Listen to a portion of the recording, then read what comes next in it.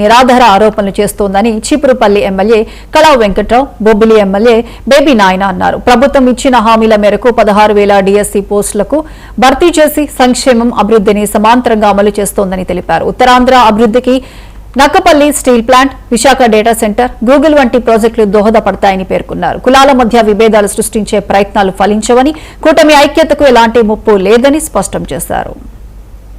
మరి ఇంటర్వ్యూ అవ్వట్లేదని బయటకు చెప్పిన సూర్యనారాయణ 3 సంవత్సరాలు బెయిల్ కోసం మనిషి దొరకకుండా సుప్రీంకోర్టు చుట్టూ వరకు కూడా తిరిగినటువంటి పరిస్థితి ఎన్జీఓస్ నాయకుడిని మనం చూసాం.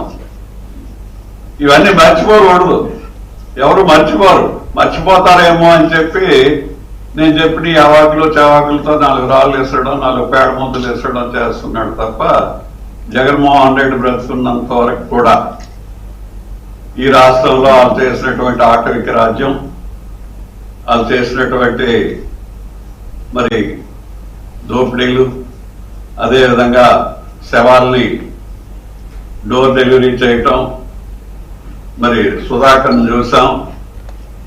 ఏదో మాస్క్ అడిగినంత మాత్రాన ఆయన కొడుకు కూడా కరోనా రూల్స్ ను వ్యతిరేకించాడని పోలీస్ స్టేషన్ తీసుకెళ్లి కూర్చోబెడితే సుధాకర్ అక్కడికి వస్తాడు కదా అని మరి ఆయన అక్కడికి వెళ్ళిన ఆయనకి బట్టలు ఇప్పి రోడ్డు మీద కొట్టి వైజాగ్లో ఎలా చేశారో పిచ్చోడిని చేసి పిచ్చి హాస్పిటల్లో కూడా శ్రేయోభిలాషులు కళా వెంకట్రావు గారు బొబ్బిలి రావడం చాలా చాలా సంతోషాన్ని ఇచ్చింది.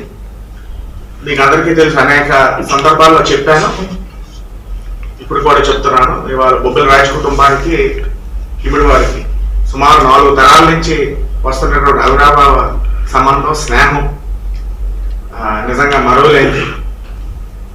నాన్నగారు కూడా ఎంతో గొప్పగా గర్వంగా చెప్పుకునేవాడు కిబుడు వారితో స్నేహం అనేది, ఆ పరిచయం అనేది చాలా సంతోషించి ఉండేవారు.